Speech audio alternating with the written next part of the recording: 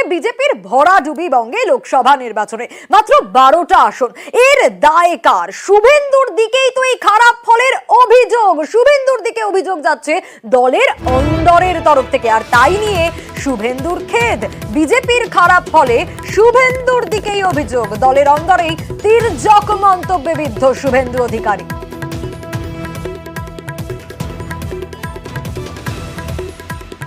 আমি ভারতীয় জনতা পার্টি করি, তাতে সবাই আমাকে পুরস্কার দেয় না, কেউ তিরস্কারও দিতে পারেন, অনেক কিছু পোস্টও করতে পারেন, তির্যক মন্তব্য করতে পারেন।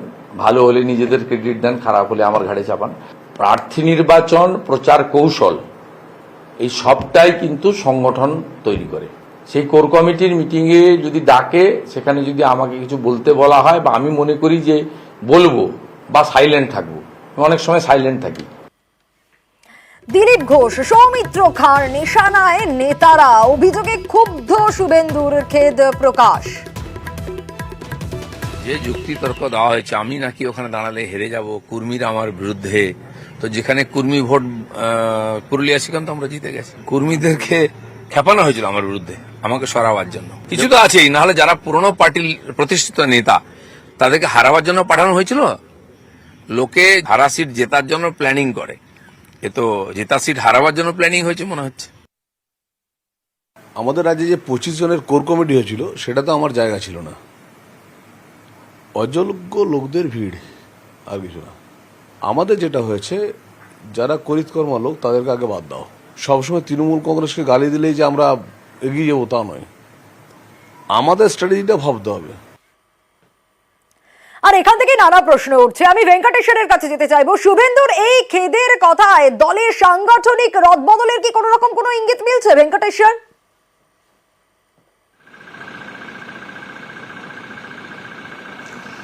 দেখো, এখনো পর্যন্ত সেই ধরনের কোনো রদবদলের খবর নেই, তবে বেশ কিছু সাংগঠনিক পদে রদবদল হতে পারে, এমনটাই কিন্তু বিজেপি সূত্রের খবর। তুমি জানো যে লোকসভা ভোটে বাংলায় বিজেপির ভরাডুবির পর থেকেই দলের অন্দরেই একটা দ্বন্দ্ব দানা বেঁধেছিল। আমরা দেখেছি দিলীপ ঘোষ থেকে শুরু করে সৌমিত্র খাঁ সহ একাধিক নেতা, রাজ্য কমিটির নেতাদের তারা কিন্তু নিশানা করেছেন, এবং নাম না করে শুভেন্দু অধিকারী, সুকান্ত মজুমদার সহ রাজ্য বিজেপির যারা নেতৃত্ব, তাদের দিকেই আঙুল উঠছিল যে সাংগঠনিক দুর্বলতা রয়েছে, সবাইকে নিয়ে চলতে পারেনি দল, সেই বিষয়গুলো কিন্তু সামনে এসেছিল। এবং দিলীপ ঘোষ তিনি কিন্তু প্রকাশ্যেও বলেছিলেন এবং সোশ্যাল মিডিয়া পোস্টেও তিনি করেছিলেন। আর এই ধরনের বক্তব্য আসার পর থেকেই কিন্তু শুভেন্দু অধিকারী, রাজ্যের বিরোধী দলনেতা শুভেন্দু অধিকারী, তিনি আজকে কিন্তু স্পষ্ট করলেন, অর্থাৎ বলা যেতেই পারে যে তিনি আজকে কিন্তু তার জবাব দিলেন। শুভেন্দু অধিকারী আজকে সংবাদ মাধ্যমের মুখোমুখি হয়েছিলেন এবং সেখানে দিলীপ ঘোষ থেকে শুরু করে তিনি কোনো কারোর নাম করেননি। তিনি বলেছেন যে অনেক ক্ষেত্রেই তাকে তির্যক মন্তব্য করা হচ্ছে, সেখানে তিনি কারোর নাম করেননি। সোশ্যাল মিডিয়ায় বলা হচ্ছে তির্যক মন্তব্য করা হচ্ছে, এবং ভালো ফল হতে, এটা যদি 12টা যে আসন পেয়েছিল, যদি 21টা ফল পেত, সেক্ষেত্রে অনেকে নিজেদের ক্রেডিট নিতেন। এখন যেহেতু ফল খারাপ হয়েছে, সেহেতু তার উপরেই কিন্তু দোষারোপ করা হচ্ছে, এমনটাই কিন্তু চলেছেন। সেই জায়গায় দাঁড়িয়ে শুভেন্দু অধিকারী। আর এবার আমরা নজর রাখবো কোচবিহার লোকসভা কেন্দ্রের দিকে। সেখানে এবার আর বিজেপি জিততে পারেনি, আসনটা ছিনিয়ে নিয়েছে তৃণমূল। জিতেছে সেখানে এবং হেরেছেন নিশীথ প্রামাণিক। আর নিশীথ প্রামাণিকের জেলায় তারপর থেকেই একের পর এক পদ্মের পঞ্চায়েতে ঘাস ফুল ফুটতে দেখা যাচ্ছে। লোকসভা ভোটে বাংলা জুড়ে সবুজ ঝড়। উত্তরবঙ্গে তৃণমূলের প্রাপ্তি কোচবিহার। এই কেন্দ্র এবার ধরে রাখতে পারেননি প্রাক্তন কেন্দ্রীয় স্বরাষ্ট্র প্রতিমন্ত্রী নিশীথ প্রামাণিক। নিশীথের হারের পর থেকেই কোচবিহারে একের পর এক বিজেপির পঞ্চায়েত তৃণমূলের দখলে। বুধবার কোচবিহার 2 নম্বর ব্লকের ধাংদিংগুড়ি গ্রাম পঞ্চায়েতের দখল নেয় তৃণমূল। 23 আসনের এই গ্রাম পঞ্চায়েতে বিজেপি 14, তৃণমূল 9। এদিন বিজেপির 3 পঞ্চায়েত সদস্য বিজেপি ছেড়ে তৃণমূলে যোগ দেন। এর ফলে তৃণমূলের সদস্য সংখ্যা বেড়ে হলো 12, বিজেপির কমে হলো 11। মোট আসন ছিল 23টি, তার মধ্যে আমরা পেয়েছিলাম 9, বিজেপি পেয়েছিল 14টি। আজকে 3 জন বিজেপি পঞ্চায়েত তারা আমাদের দলে যোগদান করছেন। এগুলিতে আমাদের গ্রাম পঞ্চায়েতের মেম্বার সংখ্যা 12 হলো এবং বিজেপি 11 হলো। তৃণমূল কংগ্রেস কি করছে সেটা বিষয় নয়, নির্বাচনের ফলাফল হবার পরে এই ধরনের একটা ট্রেন্ড আসে, কিন্তু আলটিমেটলি ওই শুধুমাত্র ওই পঞ্চায়েত একটা ব্যক্তি তাকেই নিয়ে যেতে পারছে, সাধারণ মানুষ কিন্তু যাচ্ছে না। যদি কাতারে কাতারে সাধারণ মানুষ যেত তবে বিশ্বাস করতাম। কোচবিহারের ভেটাগুড়ি বিজেপির পরাজিত প্রার্থী তথা সদ্য প্রাক্তন কেন্দ্রীয় মন্ত্রী নিশীথ প্রামাণিকের খাস তালুক। তিনি হারতেই ভেটাগুড়িতে বিজেপি পরিচালিত 2 পঞ্চায়েত অফিসে তালা ঝুলিয়ে দেয় তৃণমূল। এরপর ভেটাগুড়ি 1 এবং 2 পঞ্চায়েতের দখলও নিয়ে নেয় তৃণমূল। একে একে মাতালহাট, বলরামপুর 2, পাড়াডুবি গ্রাম পঞ্চায়েত, পদ্মের থেকে ছিনিয়ে নেয় ঘাসফুল।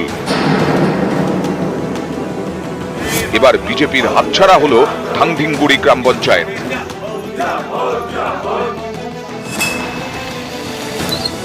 আমি গ্রাম উন্নয়নের জন্য পার্টিতে জয়েন করেছি, যাতে গ্রামের উন্নয়ন করতে পারি, গ্রামের সাফল্য করতে পারি, এই আশা রেখে আমি এখানে জয়েন করেছি।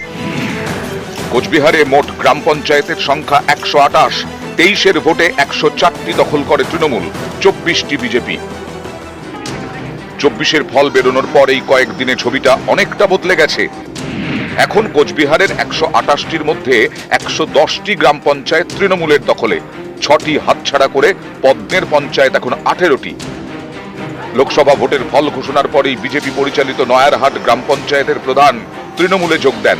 শীঘ্রই এই গ্রাম পঞ্চায়েতেও ঘাসফুল ফুটবে বলে দাবি তৃণমূলের। নিউজ 18 বাংলা।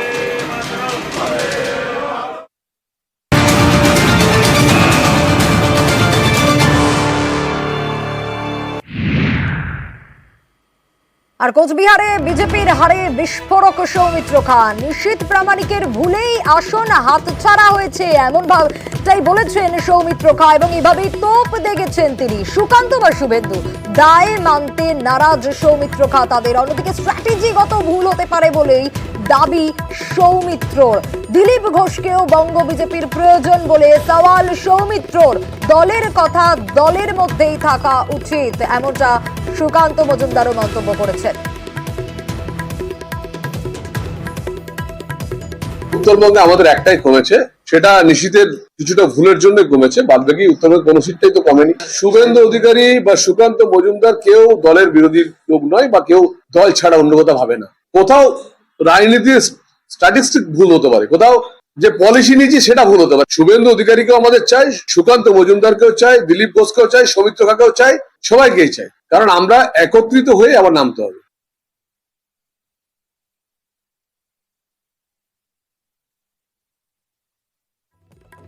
পার্টিতে অনেক নেতা থাকে এবং সামগ্রিক নেতৃত্বের মাধ্যমেই জয় সম্ভব বলে আমার মনে হয়। বাকি সৌমিত্র কি বলেছে আমি এখনো শোনা হয়নি, শুনে সৌমিত্রের সাথে কথা বলে বোঝার চেষ্টা করব সৌমিত্র খান আদপে কি ইমপ্রুভমেন্ট করার কথা বলেছে। কেউ যদি ইমপ্রুভমেন্ট করার কথা বলে সেটা দলের মধ্যে বললে পরে আমরা চেষ্টা করে দেখবো সেগুলোকে ইমপ্লিমেন্ট করা যায় কিনা। ভোটের আগে ঘাটাল মাস্টার প্ল্যানের প্রতিশ্রুতি, আর ভোটের পর প্রতিশ্রুতি পূরণে কাজ শুরু করে দিলেন তৃণমূল সাংসদ দেব। বৈঠকও করলেন বিদায়ী সেচ মন্ত্রীর সঙ্গে। সামনের বছর থেকে রাজ্য সরকারের টাকায় মাস্টার প্ল্যানের কাজ শুরু। ঘাটাল মাস্টার প্ল্যান আরো যে 1,250 কোটি টাকা লাগবে, এগুলো ফেস বাই ফেস করতে হয়, 3-4 বছর টাইম লাগে। কিন্তু দেব যখন আমার কাছে আবদার করেছে, দিদি ভাইকে তো ফেরাতে পারে না। ভোটের আগে ঘাটাল মাস্টার প্ল্যান কার্যকর করার প্রতিশ্রুতি, ভোটের পরে সেই প্রতিশ্রুতি পূরণে কাজ শুরু।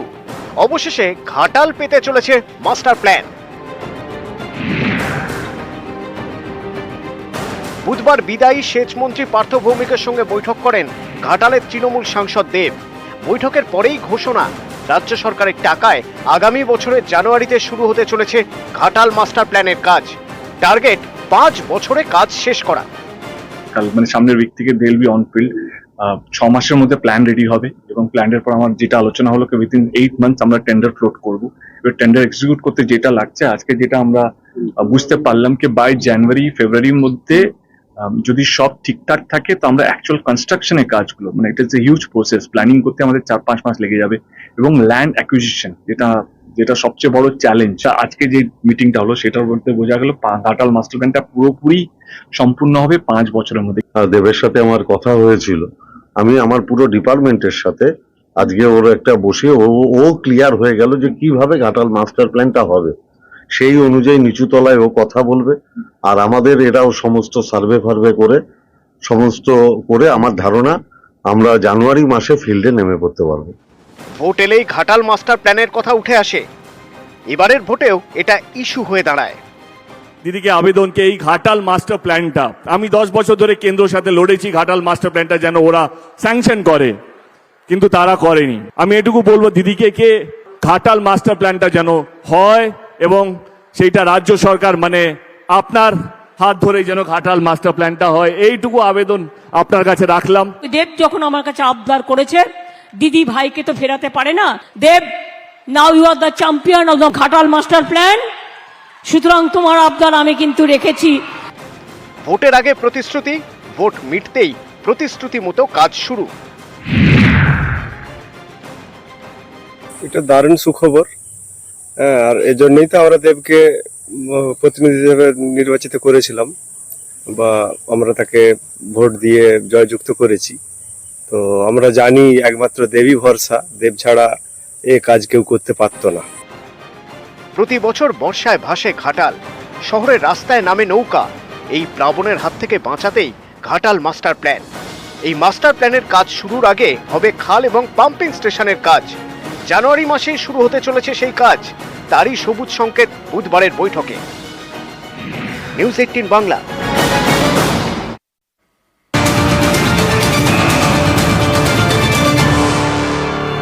আপনারা দেখলেন অবশেষে ঘাটাল মাস্টার প্ল্যানের কাজ শুরু হবে। রাজ্যের টাকাতেই শুরু হচ্ছে ঘাটাল মাস্টার প্ল্যানের কাজ। তবে দেবের এই যে প্রতিশ্রুতি, সেই প্রতিশ্রুতিতে কটাক্ষ করেছেন সুকান্ত মজুমদার। কি বলেছেন তিনি শুনুন। ঘাটাল মাস্টার প্ল্যান বহুদিন ধরে আটকে আছে, কেন্দ্র সরকার তাতে টাকা স্যাংশন করেছিল। রাজ্য সরকার কি করেছে আমরা জানি না। এত বছর তো দেবত্ব প্রায় 10 বছর হয়ে গেল দেবের প্রায় এমপি থাকা, 10 বছরেও কিছু এগোয়নি। দেখা যাক আগামী 5 বছরে কিছু এগোই কিনা। আর এবার দেখাবো কলেজের ইউনিয়ন রুম। সেখানে একেবারে সাজিয়ে গুজিয়ে দেওয়া হচ্ছে আইবুড়ো ভাত। যার আইবুড়ো ভাত তিনি আবার তৃণমূলের প্রাক্তন ছাত্র নেতা, এখন কলেজের অশিক্ষক কর্মীও। কোথাকার ঘটনা জানেন? মহিষাদল রাজ কলেজ। আর মহিষাদল রাজ কলেজের এই ছবি রীতিমতো ভাইরাল হয়ে গিয়েছে।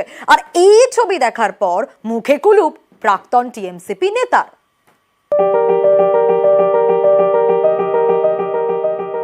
পূর্ব মেদিনীপুরের মহিষাদল রাজ কলেজ, এই কলেজের ইউনিয়ন রুমে আইবুড়ো ভাতের অনুষ্ঠান।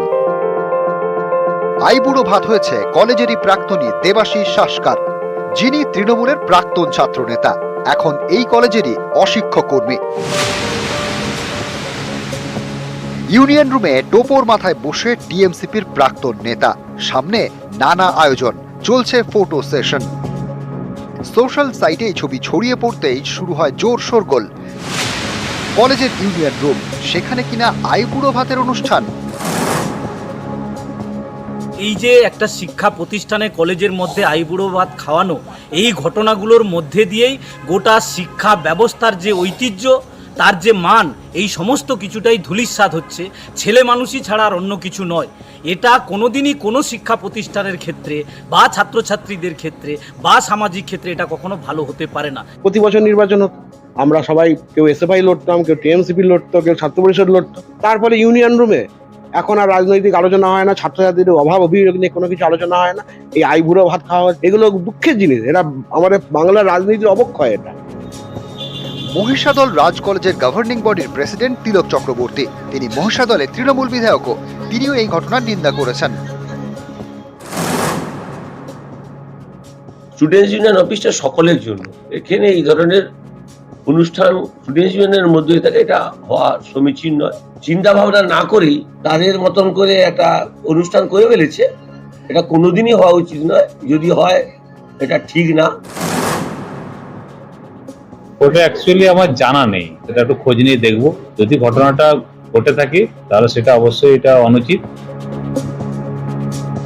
এদিকে যার আইবুড়ো ভাত খাওয়া নিয়ে এত হইচই, এত সমালোচনা, এত বিতর্ক সামনে আসছে, সেই তিনি কিন্তু গোটা বিষয়টি নিয়ে মুখে কুলুপ এঁটেছেন।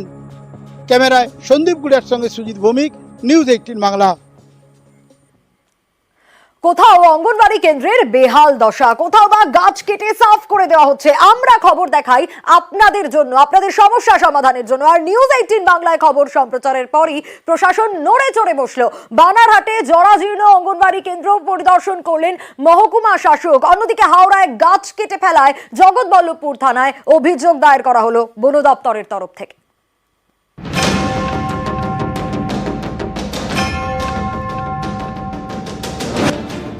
জলপাইগুড়ির বানারহাট ব্লকের সাকুয়াছোড়া, এখানে জরাজীর্ণ অঙ্গনওয়াড়ি কেন্দ্র, দেওয়ালে ফাটল, টিনের ছাউনি ভাঙা, বৃষ্টি হলেই ঘরে ঢোকে জল।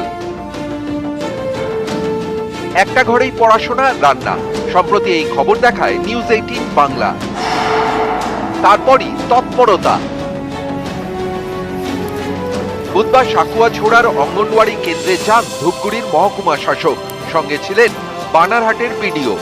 তারপর একাধিক চা বাগান এবং ডুডুমারি বস্তি, সেখানকার অঙ্গনওয়াড়ি কেন্দ্র ঘুরে দেখেন।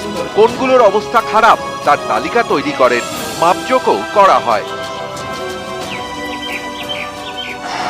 দেখছি অবস্থাটা, মানে একটা ওনারা চাইছেন এটাকে একটু রেনোভেট বা এটাকে একটু করার জন্য।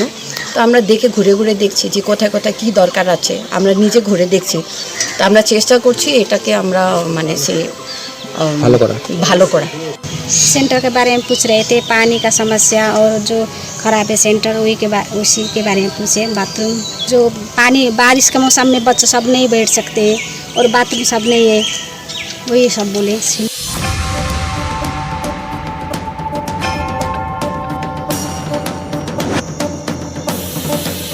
হাওড়ার জগৎবল্লভপুরের মাজু, এখানে সরকারি জমি থেকে একের পর এক গাছ কেটে সাফ। সম্প্রতি এই খবর দেখায় নিউজ 18 বাংলা। তারপরই তৎপর বন দপ্তর। সোমবার মাজু এলাকায় যান জগৎবল্লভপুর পঞ্চায়েত সমিতির বন ও ভূমি কর্মাধ্যক্ষ এবং মাজু পঞ্চায়েতের আধিকারিকরা। জগৎবল্লভপুর থানায় অভিযোগ দায়ের করে হাওড়া জেলা বন দপ্তর এবং জগৎবল্লভপুর পঞ্চায়েত সমিতি। এই ঘটনাটা ঘটেছিল যেই সময় ভোট চলছিল। এই ভোট চলাকালীন কিছু পাবলিক এই কাণ্ডটা করেছে। আজু গ্রাম পঞ্চায়েতের প্রধান থেকে শুরু করে উপপ্রধান অল মেম্বাররা এসে এখানে কিন্তু গাছ কাটাটা বন্ধ করে, এবং কালকেও আধিকারিক এসেছিল, দেখে গেছেন। আজকে আমরা সবাই মিলে এসে দেখে গেলাম।